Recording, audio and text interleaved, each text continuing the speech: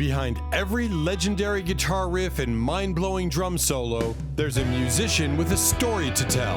And not every story is a good one, because the rock and roll world is truly chaotic. So buckle up as we show you 30 famous rock musicians that are genuine jerks. You might just be surprised by who made the list. 30. Liam Gallagher. It's no secret that the members of Oasis have had some sort of beef throughout their careers. Liam and Noel Gallagher's rivalry is one of the most fabled rivalries in music history. Liam made fun of his brother when he purposefully omitted him from his speech to accept a 2010 award on behalf of Oasis following the band's breakup in 2009. During an interview with The Independent in 2017, Noel held Liam responsible for everything. "I never fought with Liam at all," he stated. "Liam was fighting with himself. Right now, he is picking a fight with himself somewhere. I don't suffer fools in any sense at all, but I suffered from him more than maybe I should have done. Who knows what's inside the mind of a village idiot? Apart from that, who says being humble is the best choice in the music industry?" Liam was proudly proclaiming his band to be the best band in the world, better than the Beatles. He's done several things too, like ditching the world tour to go house shopping.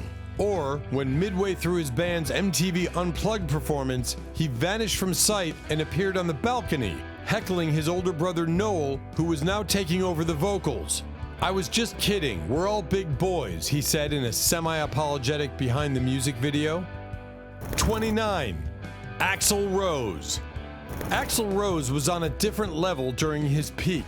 Fights inside your own band are what define a human being. Fighting with other bands is kind of like being a madman. But the person who paid money to see you is a real jerk if they jump into the throng to beat you up. Rose was starting battles with almost everyone in his vicinity during Guns N' Roses' peak, gradually exposing the world to the reality that he was a crazy, bumbling idiot with a crisis of style. Rose would have been pardoned for his youthful transgressions if he had remained in isolation. But instead, he would have only needed to come out with cornrows and carry on picking fights with strangers like Tommy Hilfiger. 28. Gene Simmons. The Kiss frontman might wish to control his infamous tongue. He once objected to Run DMC's inclusion in the Hall of Fame. He also took issue with Grandmaster Flash and NWA's induction, saying, "I am looking forward to the death of rap."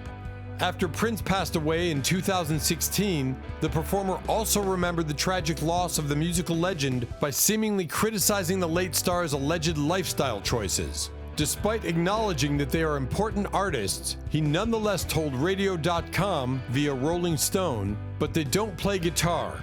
They sample and they talk, not even sing. That's what drugs and alcohol are. A slow death," he said to Newsweek. Simmons is also known for his controversial comments on women. During an interview with Terry Gross of NPR, for example, he gave his hazy justification for donning a codpiece while performing. "The notion is that if you want to welcome me with open arms, I'm afraid you're also going to have to welcome me with open legs," he said. According to the Daily Telegraph, writer Kathy McCabe charged that the rock musician used a misogynistic repartee in response to her interview questions. Simmons acknowledged the behavior during an appearance on Interview, as reported by NZ Herald, but he argued there was no justification for it. He might even think about becoming better. 27. Morrissey. Throughout his 30-year career, the Moser has been involved in numerous feuds and scandals, leading to accusations that he is arbitrary in his dispute. Morrissey has no interest in taking back statements or making amends with his Nixonian list of enemies, whether it be about allegedly kicking his bass player out of the Smiths via a post-it note on his windshield, or drawing comparisons between meat eating and things much worse than that. Among all of Morrissey's provocative statements, his opinions toward immigrants drew the most flack. He declared, "England is a memory now," during a controversial 2007 interview with NME. Accused of racism, Morrissey retorted in an interview that he posted on his website, saying, "The gates are flooded and anybody can have access to England and join in. But of course, we are all called racist now, and the world is actually meaningless," he mocked. Years later, he filed a libel suit against NME, alleging that the interview had been manipulated to portray him in a racist light. NME then issued a type of apology. Some may think this is normal coming from him, but we're totally shocked. 26. Ted Nugent. Like political corruption, being cruel in rock is something you kind of anticipate. Ted Nugent, however, is unmatched in his calculated hostility. This was evident in 2007, when just weeks after telling RATM that the Bush administration should be put on trial and hanged, Nugent wielded an assault rifle on stage and declared his hatred for Obama.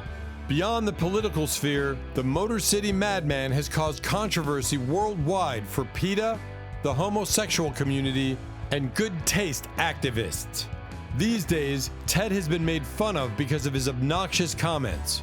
One time, he posted a lengthy Facebook video in which he presented his perplexing conspiracy theory behind the pandemic shutdown, asking, "Why weren't we shut down for COVID 1 through 18? That's something people mocked him for a long time. 25. Courtney Love. Courtney Love has been through a lot. Nobody's invalidating that, but she doesn't have to be all mean about it.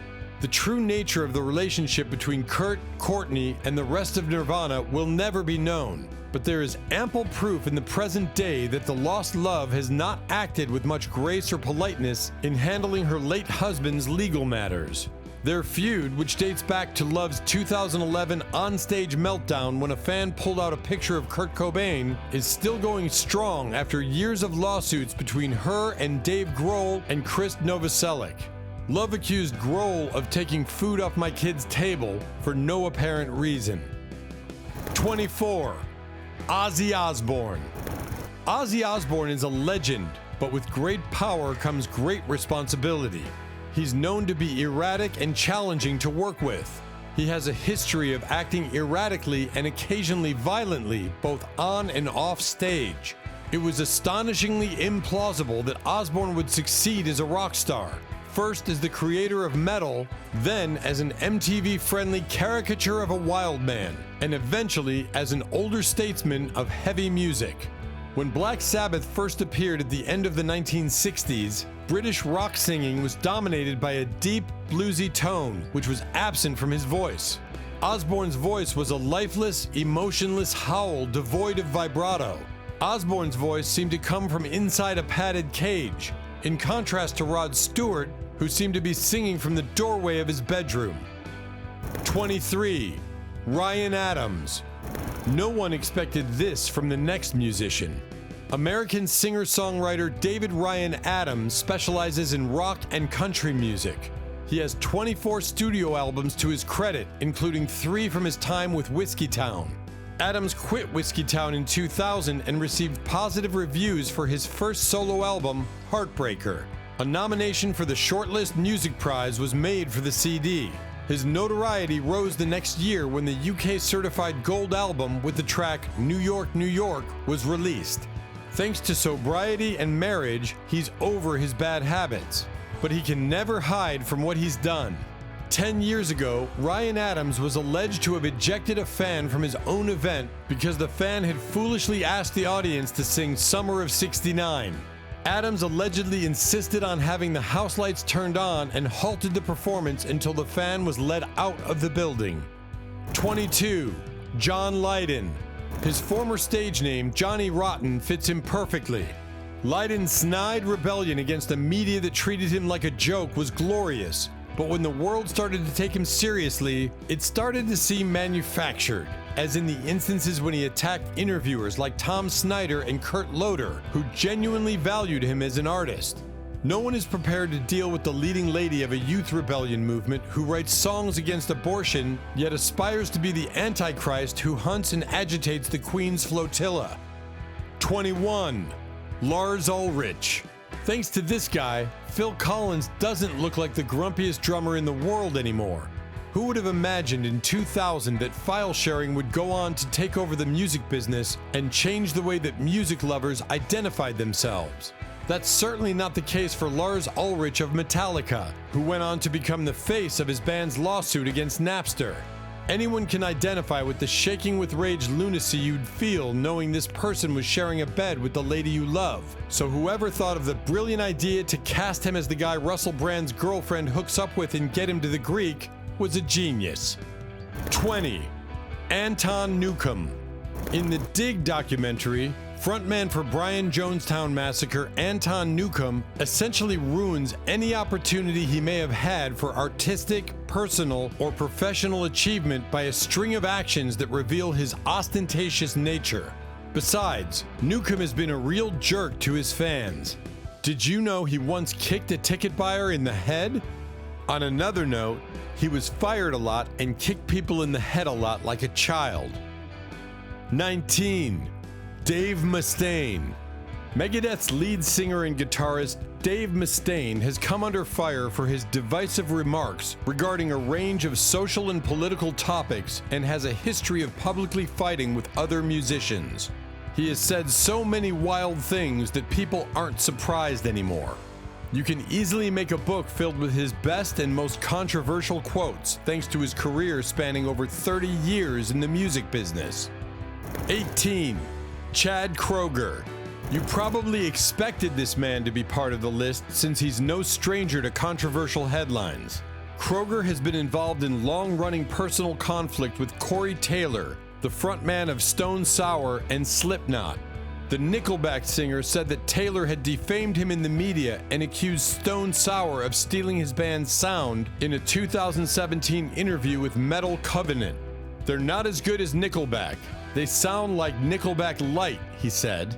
They had to put on masks and jump around. How good can your music be if you've got to beat each other up on stage and throw up in your own masks every night, he continued, taking aim at Slipknot.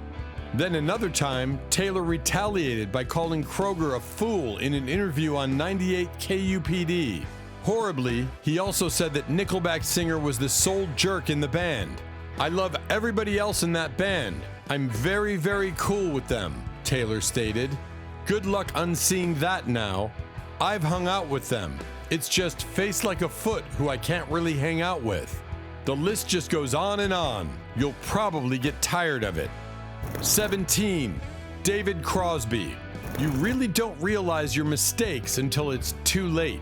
At the age of 81, David Crosby passed away in January 2023, leaving behind a thriving musical legacy that includes his solo endeavors, his groundbreaking work with the folk rock group The Byrds, and his membership in the renowned supergroup Crosby, Stills, Nash & Young. Before receiving a liver transplant and serving a prison sentence forced Crosby to change his ways in the 1980s, he had also been involved in bad habits for decades. Dealing with Crosby was famously difficult due to his addiction. After he got sober, he was apparently still not very nice. Actually, in the 2019 biographical film, David Crosby, Remember My Name, Crosby revealed that he and the other Byrds co-founder remained resentful even after firing Crosby in unanimity decades earlier. He said, "Roger McGuinn hates my guts" in the movie. Crosby provided a direct analysis of the reasons behind his widespread hatred among his colleagues. "I have a big ego and no brains," he remarked. At the time of Crosby's passing, 2 members of CSNY had cut off communication with him. Graham Nash, who stated in 2016 to the Dutch magazine Lust for Life, "I don't like David Crosby right now. He's been awful for me for the last 2 years. Just awful." And Neil Young, who cut off all communication with Crosby after the singer called Young's future wife, Daryl Hannah, a purely poisonous predator. 16. Neil Schon. When original singer Steve Perry left the band in 2008 due to a crippling hip injury, guitarist Neil Schon, who co-founded Journey in 1973, played a crucial role in the writing of classic rock hits like Don't Stop Believin' and Wheel in the Sky. Perry's likeness, Arnel Pineda, gave the band new life. It would have been a picture-perfect band if not for his bad attitude. An insider in the music industry claims that Schon's intransigence is the true reason behind all those cases. According to the insider, he's just an impossible human being. Schon has a reputation for being litigious over the years. One of the guitarist's numerous lawsuits, according to Billboard, dates back to 2013. He sued the mother of his ex-wife for allegedly claiming he wasn't paying child support. He also sued the Daily Mail for calling him a deadbeat dad, and the account because of his profligate spending. 15. Mike Love. Mike Love has been a member of the Beach Boys since 1961. John Lennon, noted Vice, once reportedly called Love a jerk, and even David Crosby no slouch in that department. One of Love's most heinous purported transgressions was suing his bandmate, the brilliant songwriter and creative visionary Brian Wilson of the Beach Boys, demanding songwriting credit for songs, such as the timeless Wouldn't It Be Nice, that Love was allegedly only marginally involved in writing. At one point in a video interview, Wilson said, "I don't like Mike Love at all." When asked why, Wilson replied, "Because I don't like his attitude. He's too egotistical. Can't be around the guy. 5 minutes around him, that's all I can take." When Love made a now famous speech during the Beach Boys' 1988 induction into the Rock and Roll Hall of Fame, mocking Billy Joel, Mick Jagger, Elton John, and other performers, he faced even more criticism. Really though, Love doesn't think of himself as a jerk. He told The Guardian, "I think there are a lot of fallacies about me." Talk about holding a grudge. 14. Roger Waters. There's bad blood between Pink Floyd and Roger Waters. It was technically him versus the rest of the band, and it had been going on forever until they parted ways in 1985. Naturally, this resulted from Waters suing the other members for using the band's name without permission. Waters claimed in the lawsuit that the group was a spent force creatively, according to the Spokesman Review. Over 3 decades after their initial outburst, which is said to have resulted in the cancellation of a $500 million contract to distribute the Pink Floyd catalog, Waters and guitarist Dave Gilmour are still trading jabs. Pink Floyd drummer Nick Mason told Rolling Stone, "I think it's really disappointing that these rather elderly gentlemen are still at loggerheads." Waters has also taken serious heat for his continued controversial comments about Israel. 13. Chuck Berry. Chuck Berry was known for being tough. In the 1987 documentary Hail Hail Rock and Roll, Rolling Stones guitarist Keith Richards, who is arguably Berry's biggest acolyte, nearly brawls with the rocker as he stubbornly refuses to practice for the all-star concert at the center of the movie.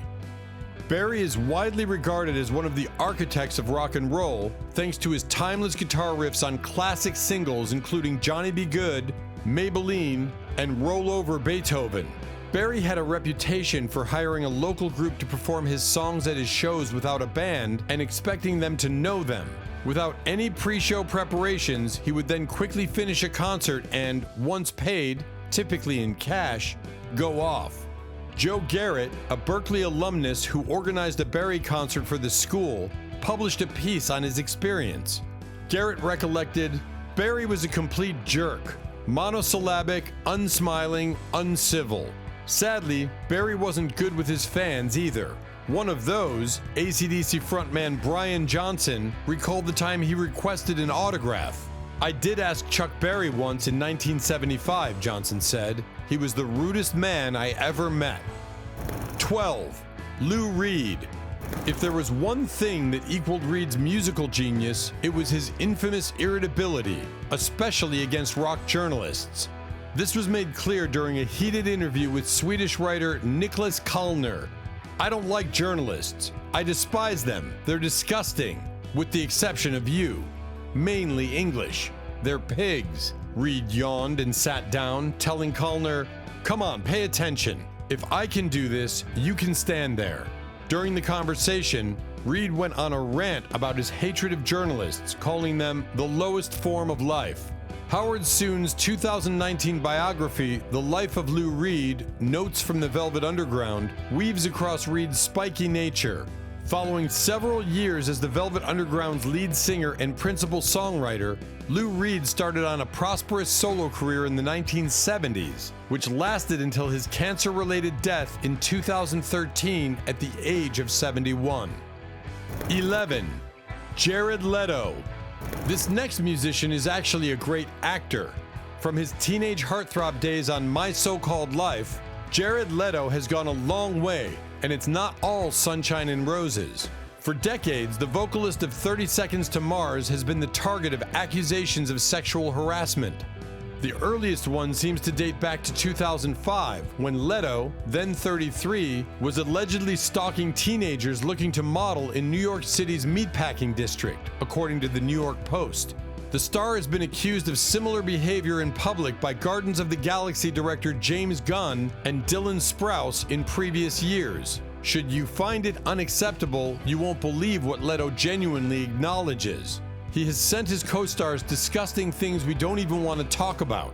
Additionally, he sent Viola Davis a bullet, which was so menacing that she reportedly thought about taking out some pepper spray to use on him. It seems that he was merely playing a method.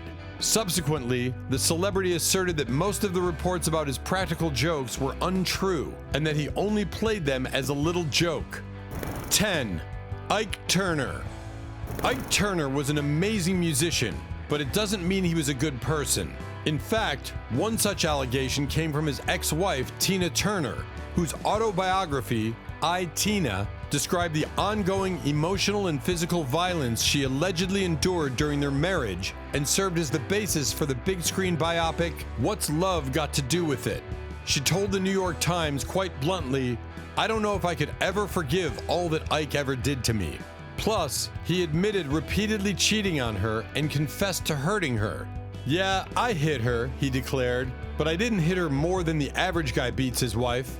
It turns out he doesn't regret doing it too, which is way worse. Ike also attempted to change the story his ex-wife told about their marriage by making himself seem like the victim. "I gave my whole life to her, and after I did, she used me to a point, and then she didn't need me anymore," he stated to Spin. "Sure, I had my ways, my temper, the women, but I was like that when I met her." 9. Phil Spector. We expected Phil Spector on top of this list, especially because of the things he did in the past.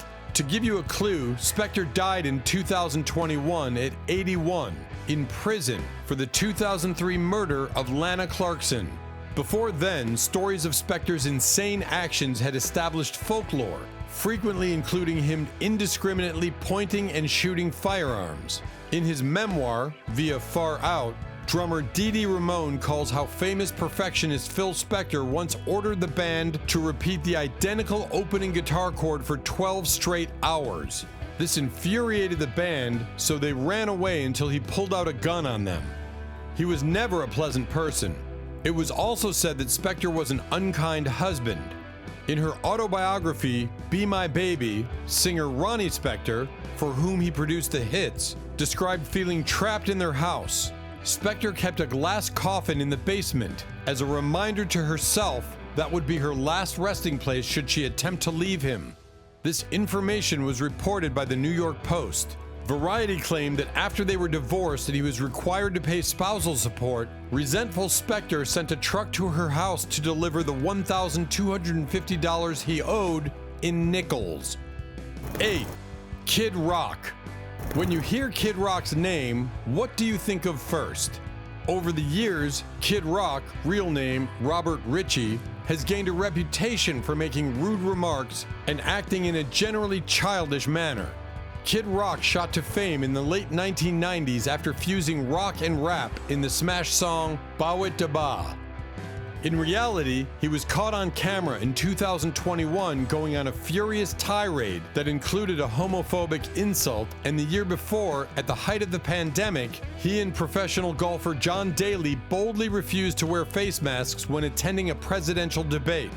Additionally, he's been accused of misogyny, especially after implying that Taylor Swift's aspirations for cinematic stardom were the driving force behind her Democrat-leaning political views.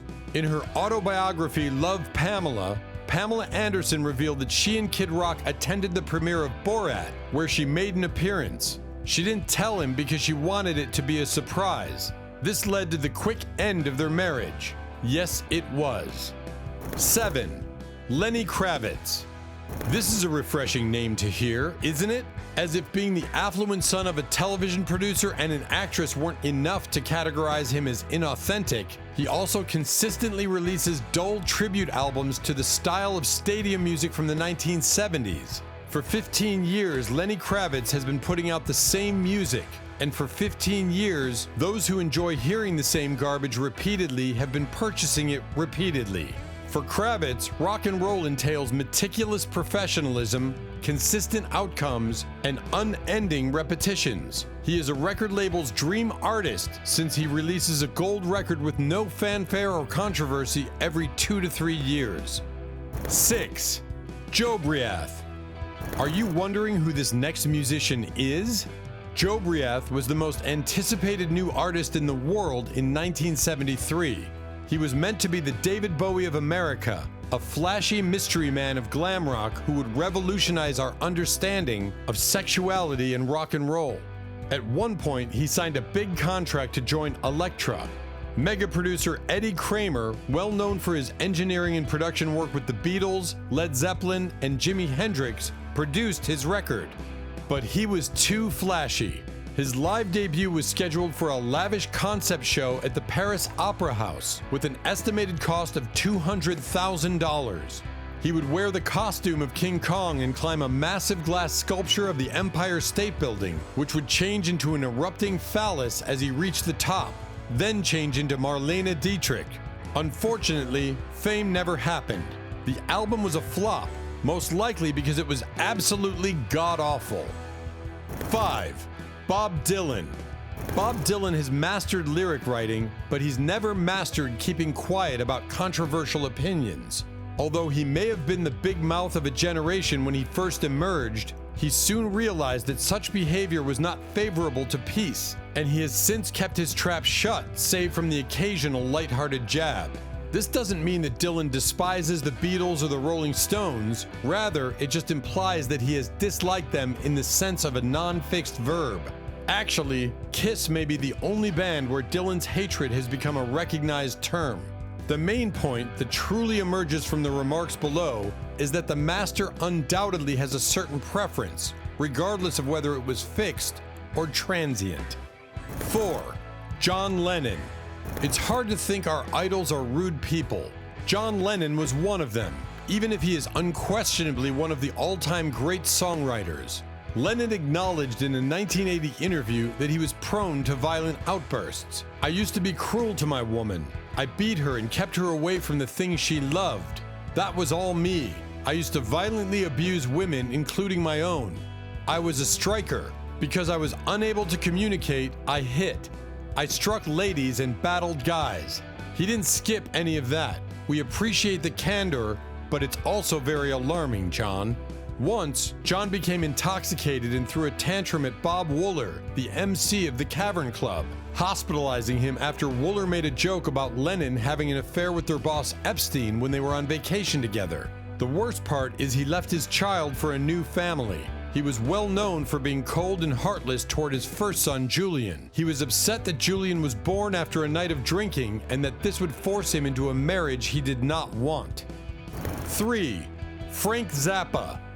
Frank Zappa was a god to rock enthusiasts and groupies. He's one of the most respected rock musicians there is. Whether performing as a solo artist or with the Mothers of Invention, he produced a number of standout performances that distinguished him as a true modernist. But he didn't really give any solutions. All he did was whine about society and the status of rock and roll. His primary objective was to appear more intelligent than everybody else, and that's never a good sign. 2. Bono. Bono's always smiling while wearing sunglasses on stage, so this may be a surprise to a lot of people. When you think of 80s rock stars, he might as well be the first one on your list. He would be the winner if there were votes for rock star. Formerly merely the frontman of a politically charged post-punk band, Bono now appears to consider himself as the bridge between rock and roll and everyday life. The issue is that rock and roll neither wants nor needs an ambassador to the outside world. To make it clearer, many people think he's just doing this to be praised. He is rock and roll's most sycophantic, detestable toady, trying to worm his way into the world of management without getting hired, as they say. 1. Steven Tyler. Finally at number 1, you won't ever want to miss a thing. To put things in perspective, Aerosmith's debut album wasn't even out until after Led Zeppelin and The Who reached their zenith. They are among the few remaining classic rock artists that continue to release albums that people purchase even after 125 years. The fact that Aerosmith hires pop artists to write their hits is certainly another factor. Did you know that Diane Warren, the writer of Because You Loved Me for Celine Dion, wrote I Don't Want to Miss a Thing, and that Desmond Child, a legitimate hitmaker for rock heavyweights like Bon Jovi, Cher, and Michael Bolton, co-authored Crazy?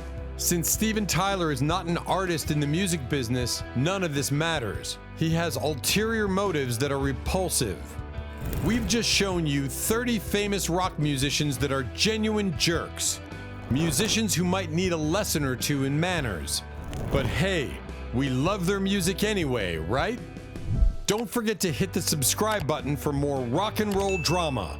See you next time.